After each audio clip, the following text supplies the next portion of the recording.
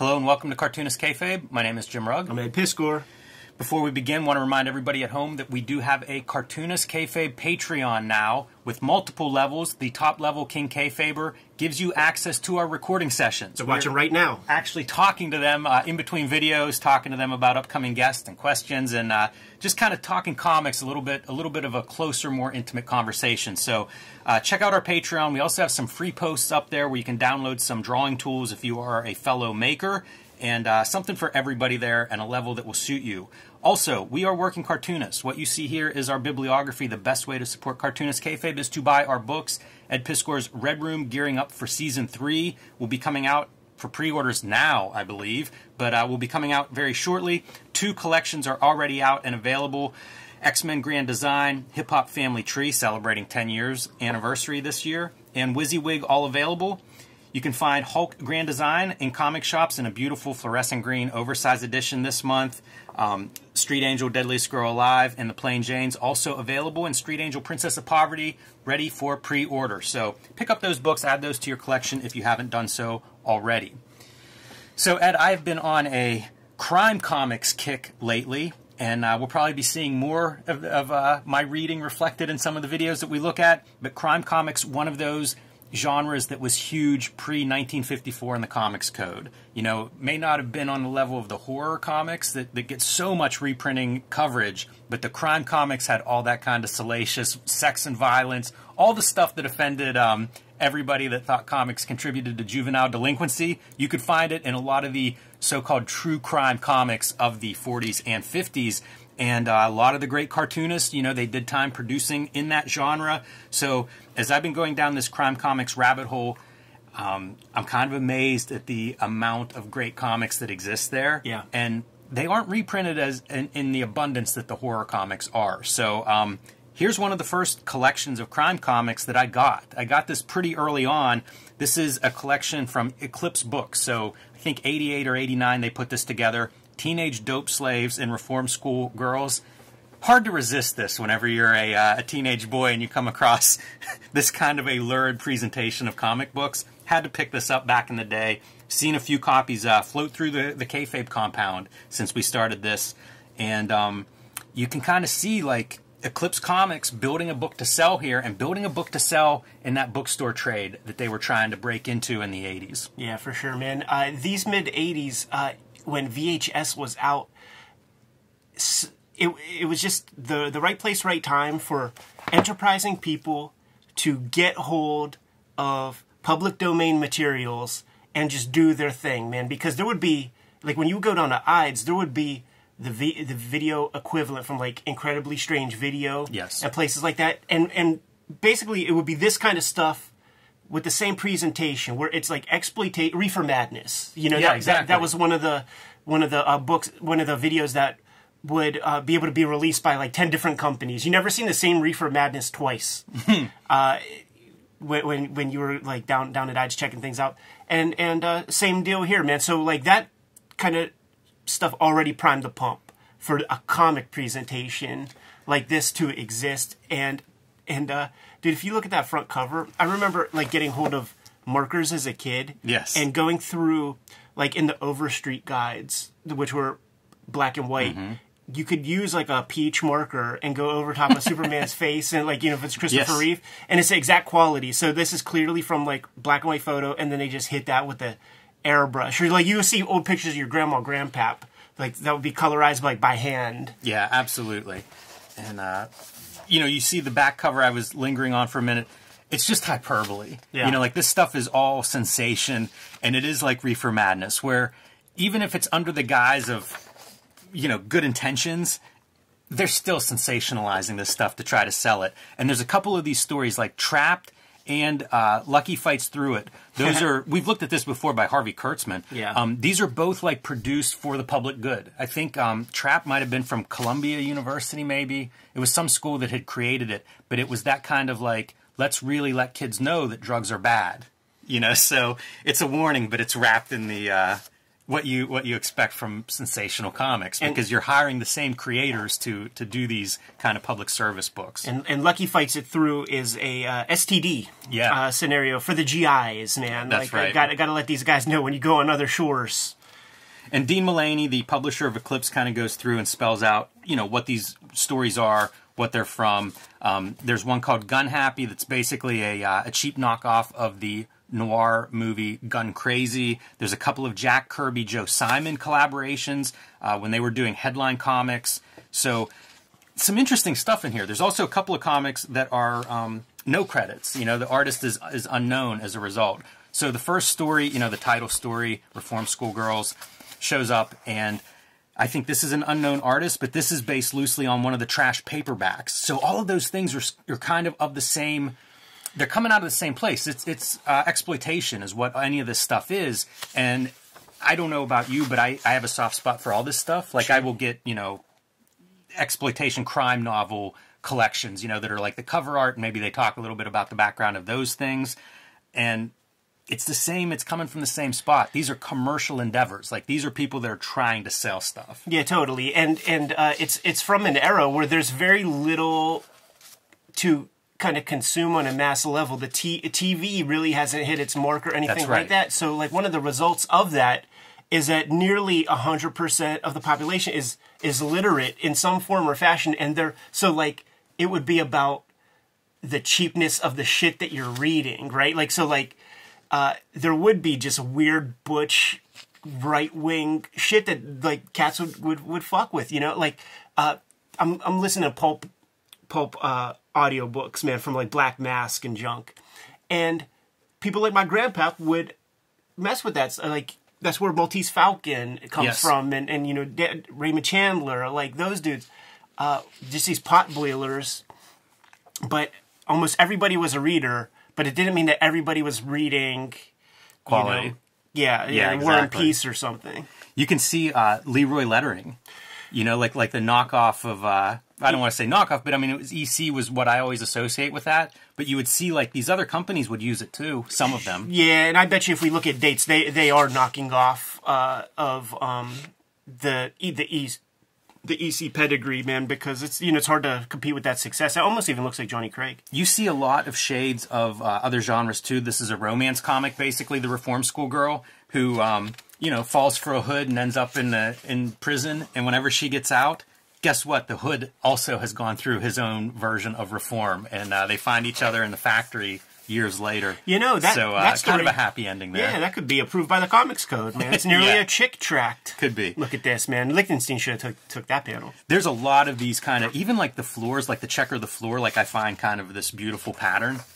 But this is the one that's produced by a school as, you know, public service. Like, how do we get kids not to do drugs? Let's make a comic book about it. And how many of those comics exist? You know, like those public service type comics, government funded comics, propaganda, if you will. Yeah. Love this, like, just a shot of your diner chairs feels perfect.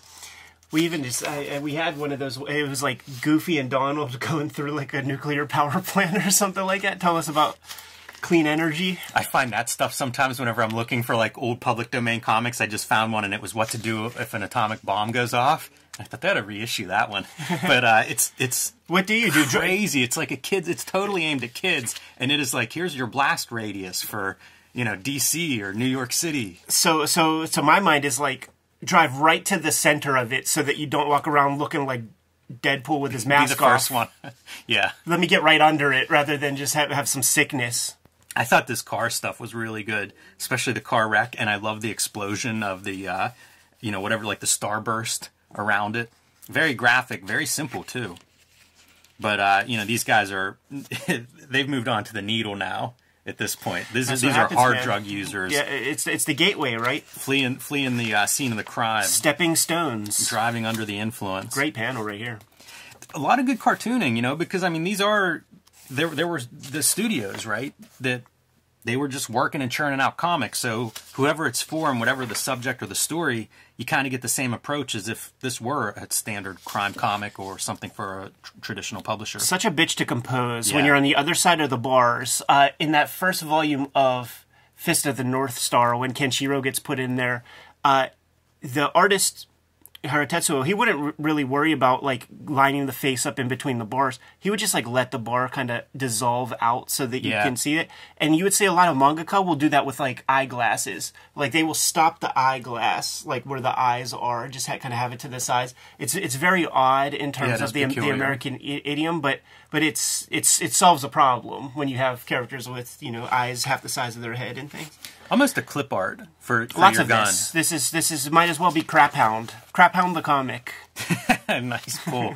Yeah, it's interesting to see that stuff. Like when you talk about Liechtenstein, that's what I think of. You know, it almost looks like the clip art. Yeah. And when you find these old comics in the 40s and 50s, like you'll get a lot of the panels that look that way because one, they're simplified for speed, but also like they're referencing things, and it's just the Liechtenstein comes out of that. Yeah. So Kirby and Simon here doing the Bobby Sox Bandit Queen. 16 years old, this girl goes on a crime spree. And these were, you know, so many of these are based on true stories. Like if you look at Crime Does Not Pay, which is kind of maybe like the big one, the one that everybody did copy off of, the one that started a lot of the crime genre success, they all purport to be true stories or based on true stories. It's the true crime stuff that we see now as like podcast sensationalism. Sure. That Crime Does Not Pay, is that the one that has the little ghost guy with the top hat floating around? That is like the one kind of comic trope that Alan Moore I don't think has ever fucked with. And if I'm wrong, like please tell me, because I want to see how he would play with that kind of like that little ghost guy following the bandits around. There it is, Lucky Fights Through. We got a video on this one. The our Bobby Sox bandit convicted for 10 years in prison before she turned 17. That's quite a crime spree, worthy of Jack Kirby's attention for a teenage girl. I feel like how many movies have been based on this sort of this premise? I was just thinking of Female Trouble, the John Waters flick. You know, because it's almost the same aesthetic, you know, and she went on her spree. What set her off was she didn't get cha-cha heels for Christmas. Yeah, I'm not sure what set off the Bobby Sox Bandit. Probably something similar. I like that she still does her hair in prison. That's true. Yeah, got to maintain the look. And Crime Never Pays instead of Crime Does Not Pay. Sure. Well, you don't want to be plagiarists. Right. You don't want to plug your competition. Lucky Fights Through It. So this is Harvey Kurtzman's first work for EC Comics. And this was done as a benefit, but through the offices of EC Comics. And, you know, we look at this on another video, so you can check that one out in depth. But kind of cool to see about as straight as you see Harvey Kurtzman, you know, because he becomes more of himself stylistically, I think, with some of the other EC stuff and post-EC work that we look at with him. But pretty straightforward here, where it's almost, you can imagine him, you know, just trying to get comics work. Yeah, and you gotta play it straight when you get started out. He becomes an editor, so he becomes the de facto boss, packager of the book. He could start to loosen up and do his own thing. But even when he did do that stuff, you know, like with his rubbery figures and all that, I don't think that was dashed out. I think he was very laborious, and that's like the final line that he chose for a very specific reason.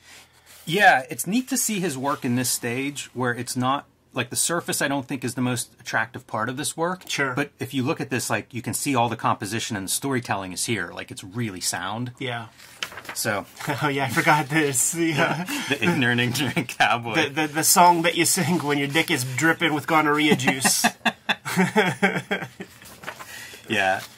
What a wild document. And I can almost imagine if you're Dean Mulaney putting something like this together, you probably build it around a couple of these. Like we've got some Jack Kirby crime comics. We've got this Kurtzman piece. This is huge because in stuff like the Overstreet Guide, there would be mention of Lucky Fights It Through, the STD comic, and because like in, you know, there's 80s Overstreet Guides, like AIDS is out there, so like STDs are big in the news when we were growing up and shit.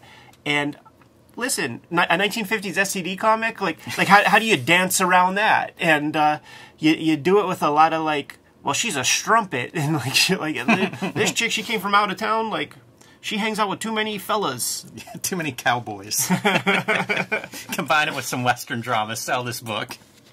Gun Happy, as I mentioned in the beginning, artist is listed as unknown. I don't know if that's possible to find the actual artist now with a few more resources online looking. But this is the one that's the knockoff, as Mulaney says, of Gun Crazy, one of the early film noirs. Man, there's some familiar marks here. There are, yeah. You kind of, I'll see panels and think this artist or that artist, but again, maybe a studio job. Yeah. Like I truly think that like Jack came and touched a piece or two of this. Man, I love the old cars too that they would draw. Like all of these old car panels to me, I feel like are just, it's a period piece now. Like back in the day, it was just they were making a contemporary comic, but now you look at this stuff this is 75 years old comic. Sure. It also, Back to Kirby. I got this when I was pretty young, and I would be so frustrated with this kind of Kirby. This was so far removed from what I thought of as Kirby, and I would look at it and just think like, he just wasn't very good in the beginning. Boy, do I feel like an idiot now saying that. Yeah, I love the tandem of Simon Kirby, because it's very weird inks. It's Joe Simon like feathering hatch lines, which it doesn't exactly work, but there's something about it, man, that just really speaks to me. I got those Boy Commandos in one of those legendary boxes my dad got at the flea market. That really put me on the path to dig up that shit. Yeah.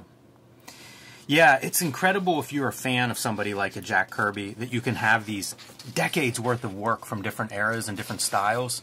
Like all this stuff with Joe Simon has such a distinct flavor. Man, and there's a lot of it. They getting paid by the word on these fucking pages here? Man. Seriously. Jesus. Yeah, and think of your let Jack draw this in probably 5, 6, 8 of these stories in an issue. You get your money's worth, and a big part of these comics' existence and their popularity are the 18-year-old army guys who are reading comics, and they come home and they start to set up families and shit. And it would be silly to still be reading Batman and all that. So like let's get something with some stakes, man. Something that is handling contemporary issues. And then one of the stranger pieces that's included in here is Rex Morgan. The Teenage Dope Slaves of the cover title is a Rex Morgan strip that was reformatted to kind of like fit a comic book format and packaged that way, but based on the Rex Morgan newspaper comic strip. And so most of the criticisms I've seen of this book lay it on pretty thick against the Rex Morgan story as being very stiff.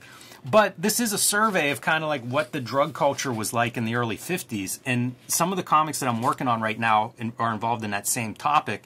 And so you do see this, like when comics are contributing to juvenile delinquency, drugs are another one of those scourges. Like that's relatively early days of the Federal Bureau of Narcotics, which would become the DEA.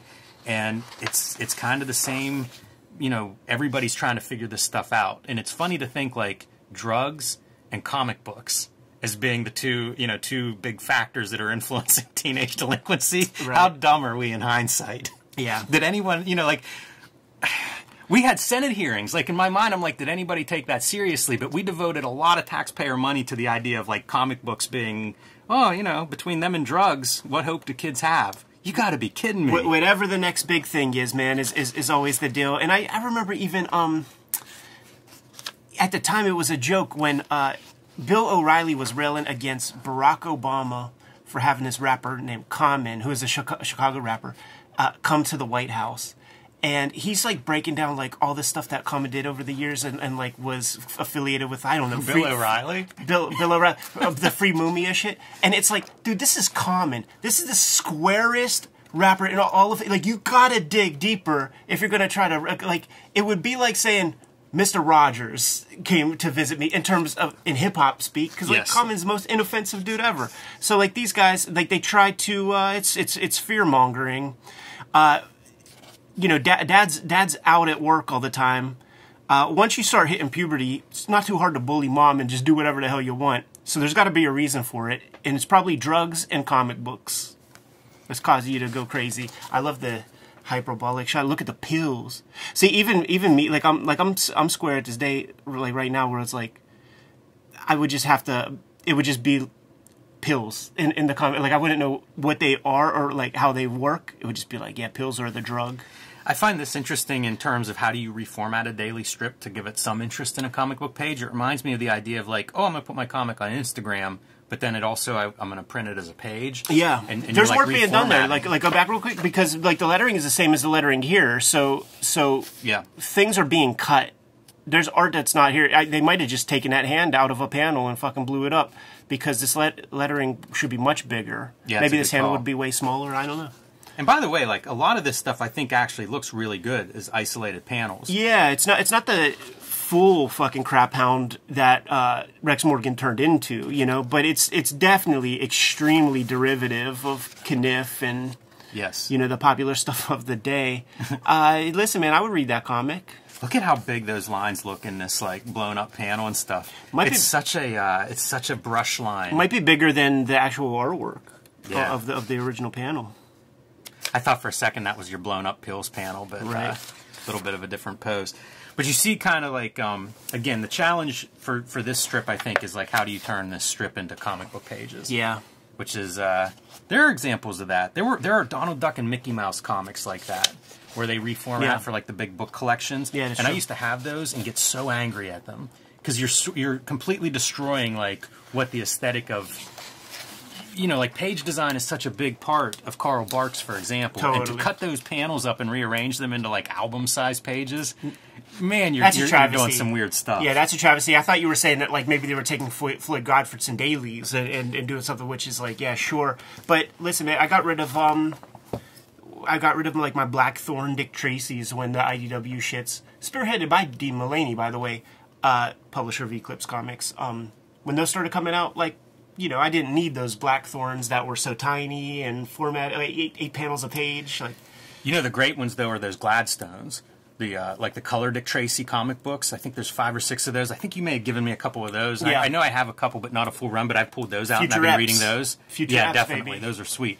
But one of the, like I said, one of the early exposures for me to those 40s and 50s crime comics, because I got this thing sometime in the 90s, and I don't know, man. I've been enjoying going down that rabbit hole, but it also speaks to how like different time periods of comics and when you get into them, how you react. It's true. Because this did nothing for me in the 90s. I was probably disappointed overall in it. Right. And now I go back and revisit it, and it's like, this is the stuff I'm looking at right now. You got to have that context, you know, and you just got like a more sort of mature point of view. You know the situation these guys were in while they were working. Like, you're probably like, you know, fanboy mode back in the day. But also, you have a lot of comics making under your belt, so you could diagnose the inadequacies of these strips to make sure that whatever you're working on, whatever you're doing, whatever this is inspiring, like you ain't going to make maybe the same boring mistakes or whatever you notice in here that might take you out of the moment.